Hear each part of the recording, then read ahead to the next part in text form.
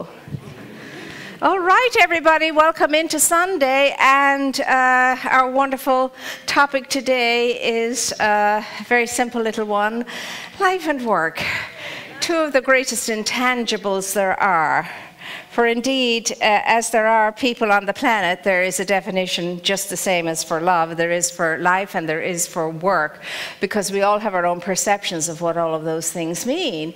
And for most people, you know, people see life as hard or difficult or cruel or unkind or unfair or wearisome or wonderful and great and grand, a bowl of cherries, a piece of cake, a great adventure. You know, it just depends on where we are with all of that. And then people see work usually as the way to earn a living. That's the way most people see their work. And again, it's a different thing for each and every one of us, because what life and work is to me here wouldn't be the same to somebody incarcerated in prison. That's a whole different concept of life and work. Or to a child, as I was saying this morning, in Afghanistan, or you know, or a child growing up in Beverly Hills, or a person who's a farmer, or a person who's, you know, a big business executive. It's all perspective, and it's all relative at that level of understanding and awareness. But for you and for me, we're invited to look upon life and work from a very different sense and sensibility, and from a whole different perspective. According to the teaching, life is consciousness. Life is consciousness, and our work is the business of recognizing that life is consciousness, and then, you know, living accordingly so that we can live a very good and wonderful life. Most people in life, their goal is, whether consciously or unconsciously, just to end the suffering, end the pain, and reach some sense of happiness and joy. And that's what takes us into all of the things we call work and life. That's what takes us into the pursuit of happiness via work or whatever that is. That's why we go on the scavenger hunt, looking for so many different ways that we can let go of our pain and our sorrow and our suffering and realize some semblance of joy and happiness.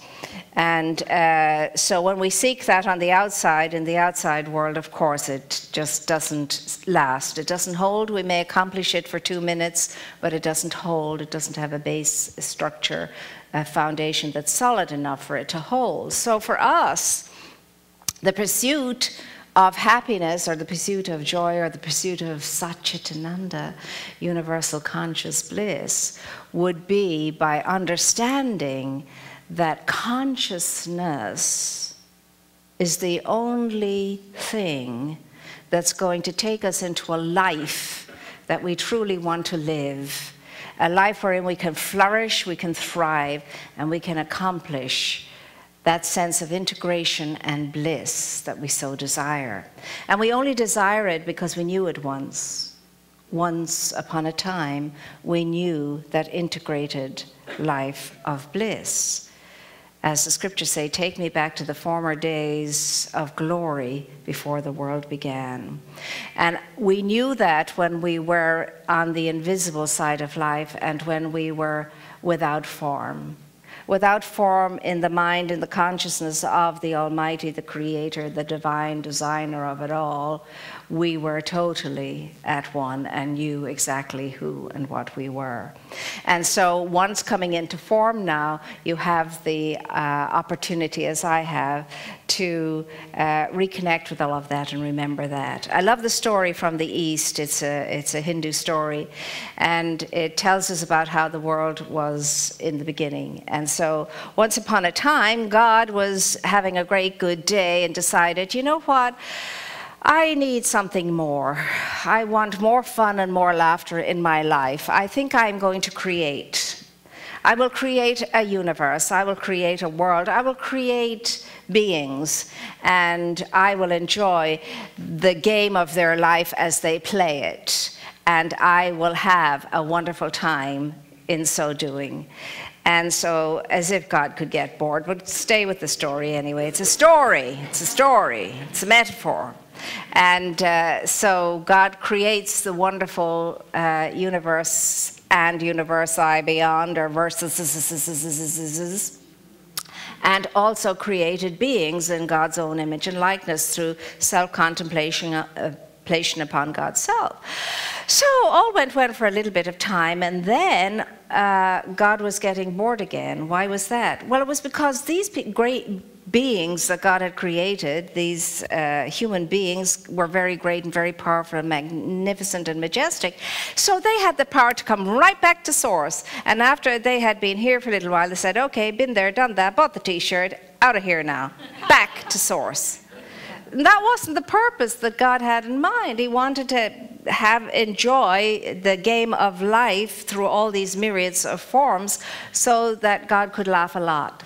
Anyway, called together the wisest of the sages and said to them, look, there's a dilemma here.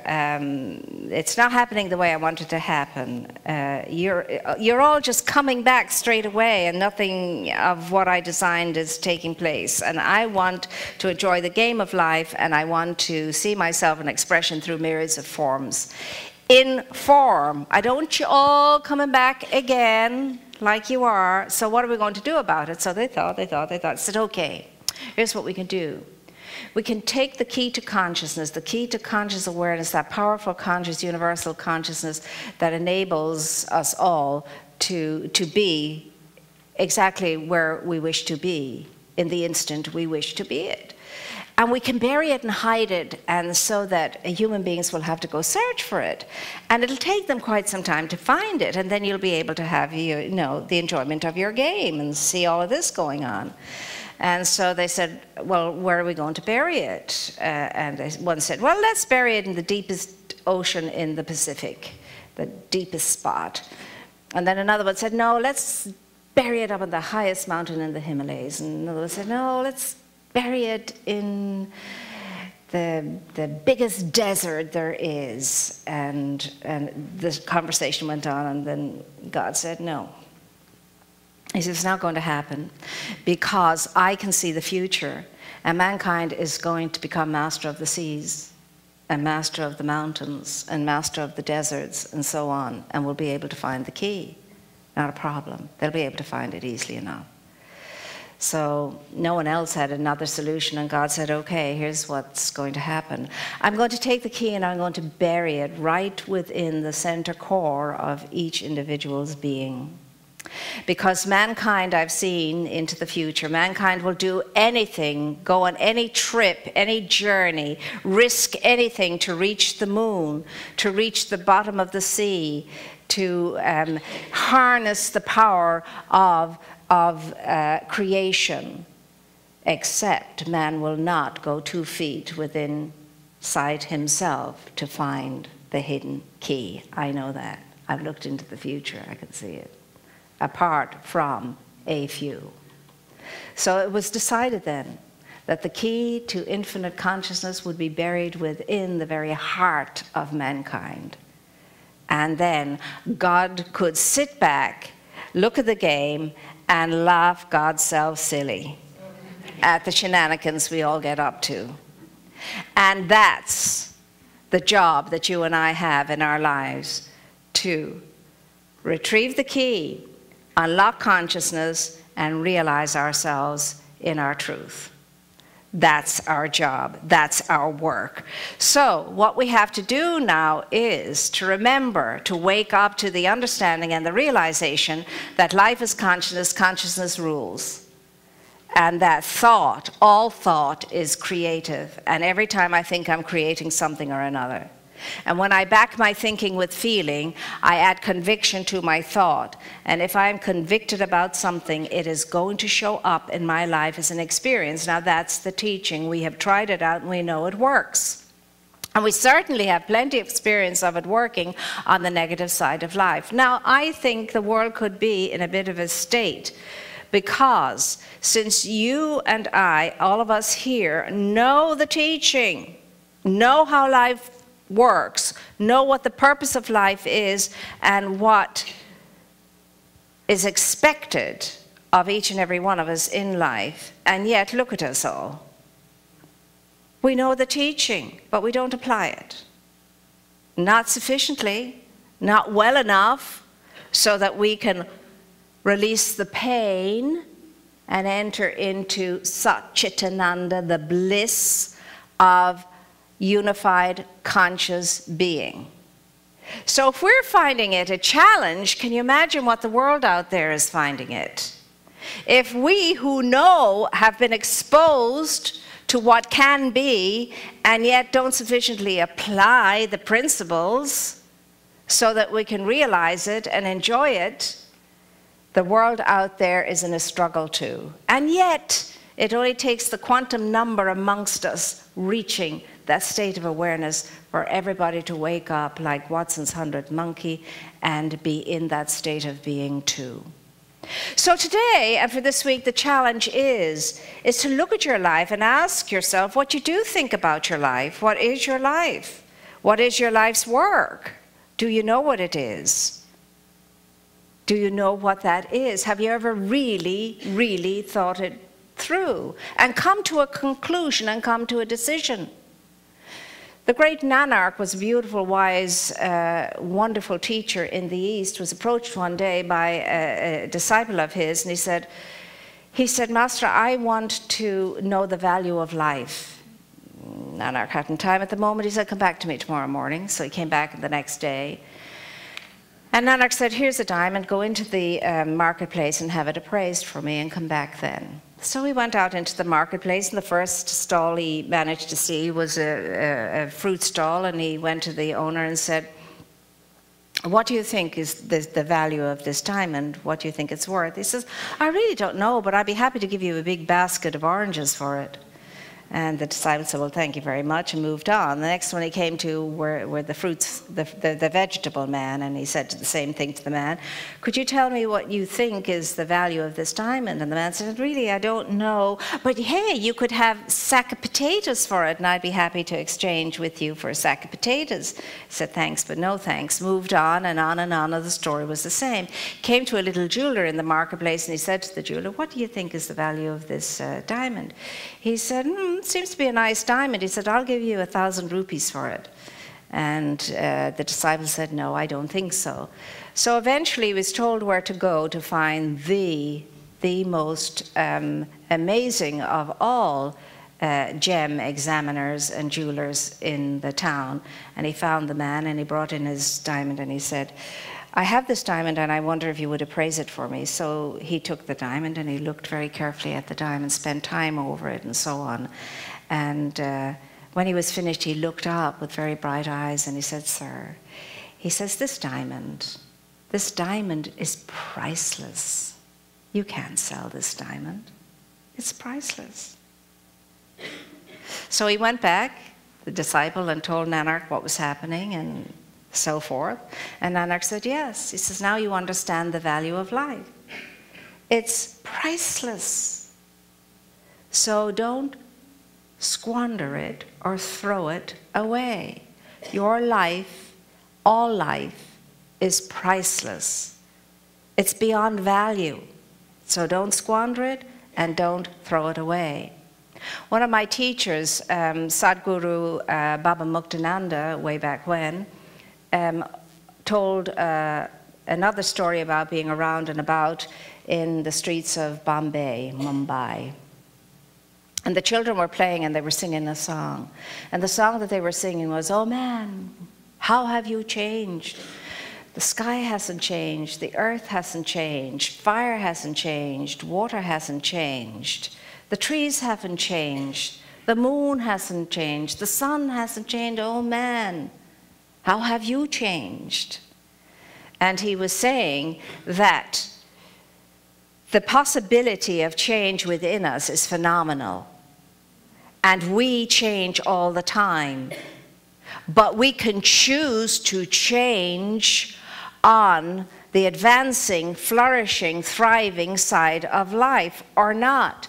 We can choose to change in a way that depletes our lives, that lessens our lives, diminishes our lives, and brings lack and limitation into our lives. The choice is ours, because each one of us is an individual point of power in universal conscious one mind.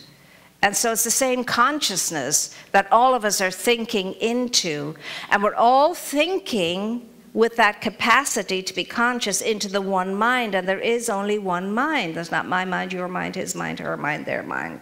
There's one mind, and we all use it differently. But the invitation today is to pay attention to your life. Look at your life, see what's going on in it. If you don't like it, you know you need a change in consciousness. And to have a change in consciousness, you need to change your thinking. And to really change your thinking, you need to change your feeling, because feeling follows thought, and behavior follows the interaction of both. So that's the way you change. That's the way you tidy things up, clean things up. That's the way you release from yourself what you don't want to hang on to anymore. That's the way you attract into yourself what you do want to have in your life of good. Through consciousness, conscious awareness. The key to the kingdom of consciousness is within you. Seek you first the key to the kingdom of consciousness, and then all things else will be added unto you. I mean, the master teacher Jesus had it down pat. When he said to Philip, Philip, he who sees me sees the Father, because Philip is saying, well, how can we see God? Where can we see God? And all the rest of it. Philip, he who sees me sees the Father. And all Jesus is saying is there is no separation in God. As God is, so too am I. In the image and likeness am I created. Of the same essence, of the same nature am I. But more than that, Jesus said, and you too can have what I have. You too can realize the Buddha mind, the Christ mind, the enlightened mind through consciousness, not through spending and getting, not through all that we pursue out there in the world, but by journeying within yourself. And we all know it takes a hero to embark upon the journey within the self. All through finding here what is hidden here. The key to the kingdom of life, the key to the kingdom of consciousness, the key to your well-being, the key to all of your good is right here. You've got to go in and not out to discover it. And there's no other way of doing this. Now, we may have fun and games and a great time out there splashing around in the world and you know, playing all the games that we get into out there in the world and enjoying it and think we're having a great life. But sooner or later, that system breaks down, and it's not enough anymore. And eventually, we want the other, the more, because there's something in us, there's an impulse in us, there's a homing device within us that's always calling us back home. Wake up, wake up, wake up. There's more, wake up. This is not it, wake up. You're not seeing. You're not seeing with the inner eye. You're not hearing with the inner ear. You're not feeling with the inner heart. Wake up, wake up, wake up. That little thing is pulsing all the time. And to every beat it's saying, wake up, wake up, wake up, wake up, wake up. There's more. And it doesn't matter how good your life is, there's more. And how awful your life is, there is so much more. Because life is not our conditions, our circumstances, our situations, our moods. That's not our life.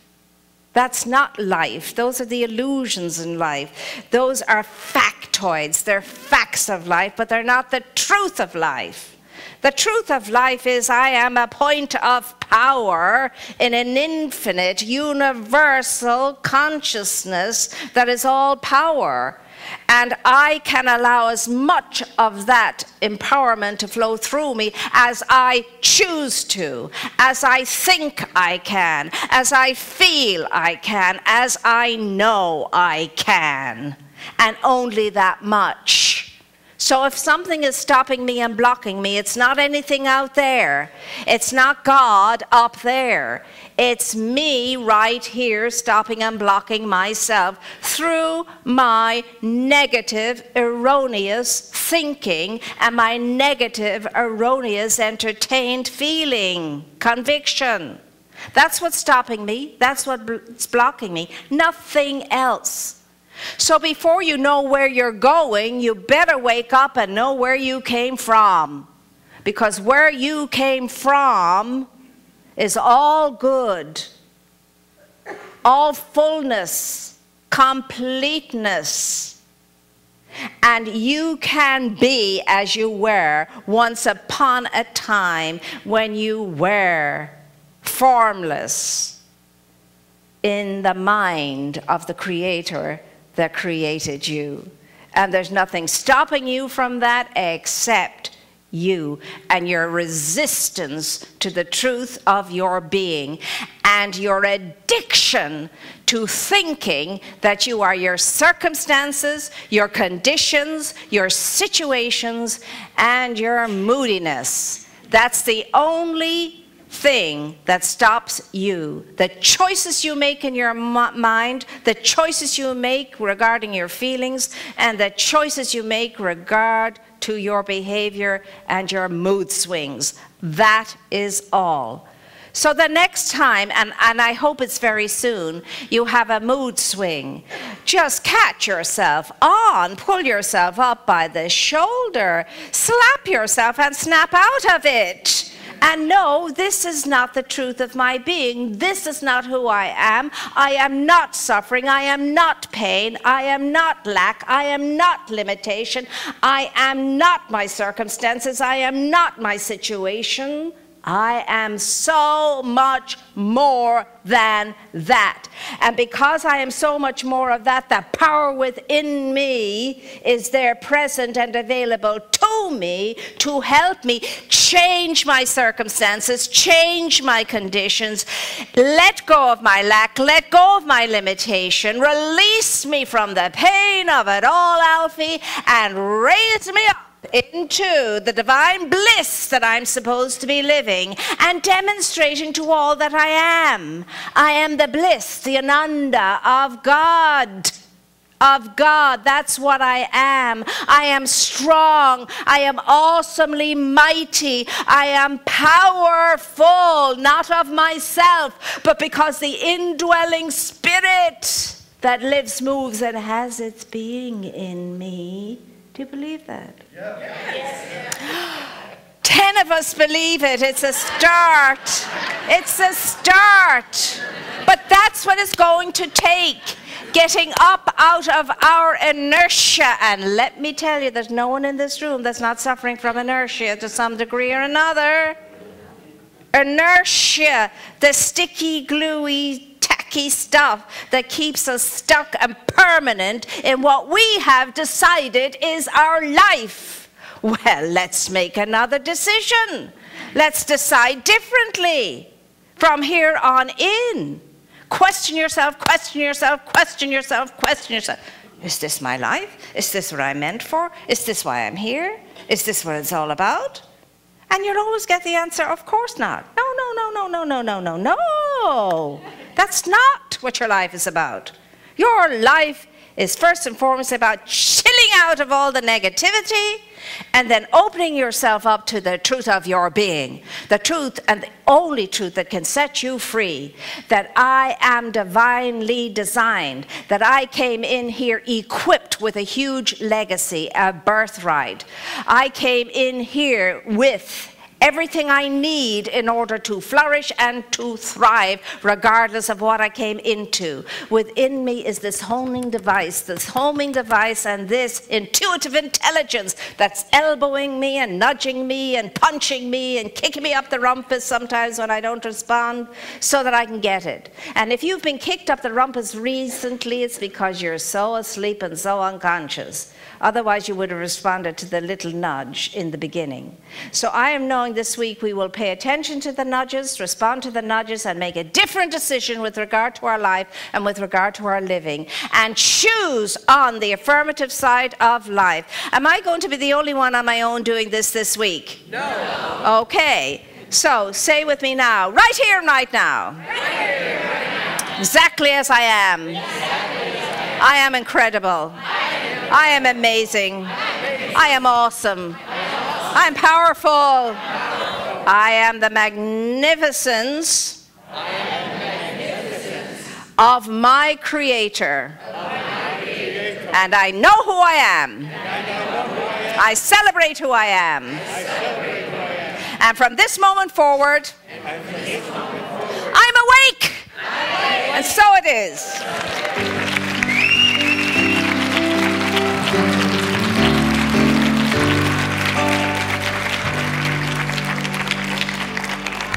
Nothing like being fully awake and energized, ready to go.